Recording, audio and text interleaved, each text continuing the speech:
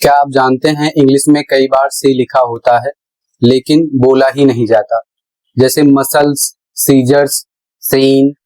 तो आखिर कब सी साइलेंट होता है? आज इस वीडियो में हम सीखेंगे साइलेंट सी के सारे नियम, एग्जाम्पल्स, प्रोनाउंसिएशन, एक्सेप्शन एकदम आसान तरीके से आज मैं आपको बताऊंगा। तो चलिए शुरुआत करता हूं। यहाँ पर देखिए रूल्स लिखा हुआ है और रूल्स में पहला जो नियम है इसमें लिखा है जब एस के बाद सी आता है और उसके बाद ई आई वाई हो तो अक्सर सी साइलेंट हो जाता है, अर्थात सी को आपको नहीं बोलना है। यदि आप सी बोलते हैं तो इसका तात्पर्य है कि आप गलत उच्चारण करेंगे। जैसे यहाँ पर उदाहरण के माध्यम से मैं आपको दिखा रहा हूं। जैसे यहाँ पर लिखा है SCENE और इसका प्रोनाउंसिएशन होता है सीन। यदि इसे आप पढ़ते हैं स्कीन तो यह बिल्कुल गलत है। सीन का अर्थ है दृश्य। अगला शब्द है SCIENCE जिसका प्रोनाउंसिएशन है साइंस और इसका अर्थ है विज्ञान। इसको बहुत से लोग उच्चारित करते हैं विज्ञान, जबकि विज्ञान नहीं होता है। यहां पर उच्चारण करना है वा का, विज्ञान होता है। अगला शब्द है SCISSORS।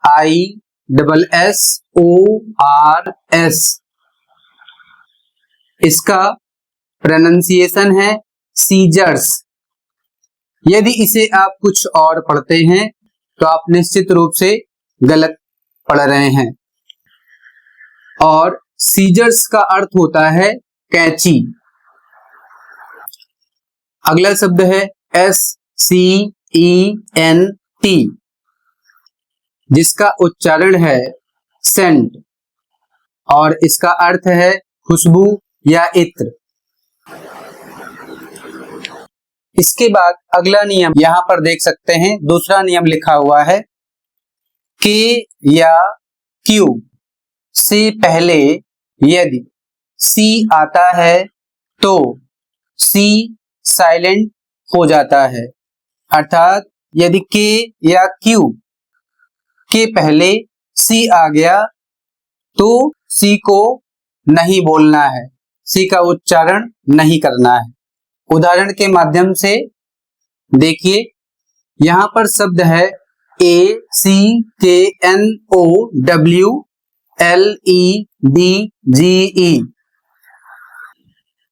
इसका प्रोनाउंसिएशन है एक्नॉलेज और इसका अर्थ है पावती। अगला शब्द है ACQUIRE। इसका उच्चारण है अक्वायर और इसका अर्थ होता है प्राप्त करना। यहां पर चंद्र लगाना है थोड़ा सा।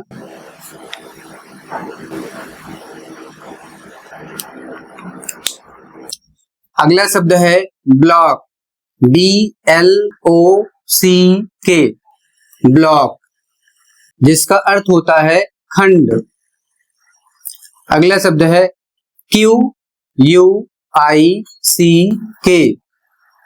इसका उच्चारण होता है क्विक और इसका अर्थ है शीघ्र।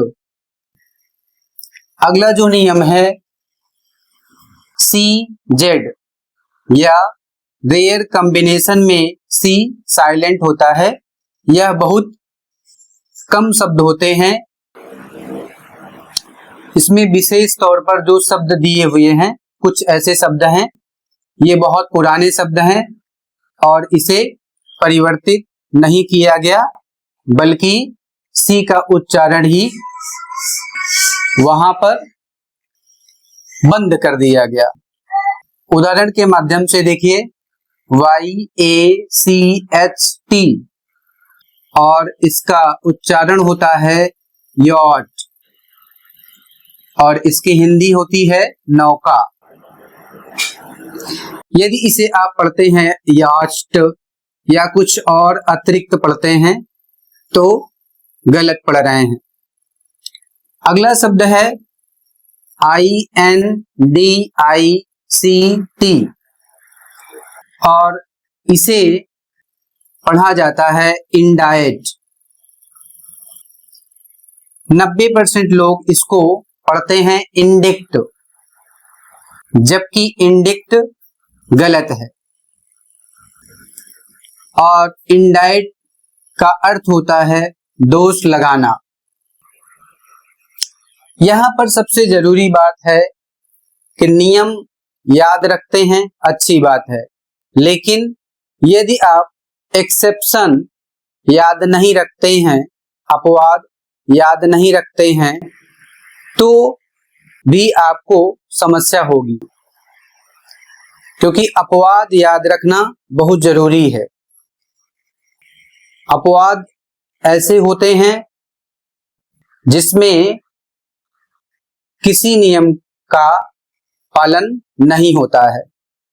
तो यहां पर मैं बोर्ड में आपको कुछ अपवाद दिखाता हूं, इसमें किसी नियम का पालन नहीं हो रहा है। जैसे लिखा हुआ है शब्द SCOTE, इस शब्द में S के बाद C आया है, लेकिन यहां पर C का उच्चारण किया जा रहा है। तो ऐसे शब्दों को आपको जरूर ध्यान में रखना है। बाकी हर जगह नियम काम करेगा, लेकिन अपवाद में यह नियम बिल्कुल काम नहीं करेगा। और यदि इसको आप याद नहीं रखते हैं तो आप कंफ्यूज रहेंगे हमेशा शब्दों का उच्चारण करने में। तो अपवाद आप जरूर याद रखें। यहां पर देखिए, मैं कुछ अपवाद आपको बता दे रहा हूं। SCOPE, इसका उच्चारण होता है स्कोप और इसका अर्थ होता है क्षेत्र। अगला शब्द है SCOLD, स्कॉल्ड, और इसका अर्थ होता है डांटना। अगला शब्द है SCLERA, स्क्लेरा, इसका अर्थ होता है श्वेत पटल। अगला शब्द है SCHOOL, स्कूल, और इसका अर्थ विद्यालय। अगला शब्द SCORE, इसका उच्चारण स्कोर, अर्थ अंकों का हिसाब। अगला शब्द SCAN, स्कैन, और इसका अर्थ जांचना। यहां पर एक मैंने ट्रिक दिया है, इसके माध्यम से आप अपनी मेमोरी में बिठा सकते हैं। तो ये चूंकि बहुत छोटा है, इसके माध्यम से याद रख सकते हैं। इसमें लिखा है SC प्लस E या I या Y आता है तो C गायब हो जाएगा, अर्थात C साइलेंट हो जाएगा, C का उच्चारण नहीं करना है। SC के बाद E या I या Y कोई आता है तो C साइलेंट। अगला है C प्लस Q या K, C के बाद Q या K आता है तो C साइलेंट हो जाएगा। अगला शब्द है C प्लस Z, यहां पर C साइलेंट हो जाएगा। आशा करता हूं अब आप समझ गए होंगे कि साइलेंट C कहां यूज होता है। अगर आपको यह वीडियो हेल्पफुल लगा हो तो लाइक करें और ऐसे ही इंग्लिश सीखने के लिए चैनल को सब्सक्राइब जरूर करें। कमेंट में बताइए कौन सा शब्द आपको पहले कंफ्यूजिंग लगता था।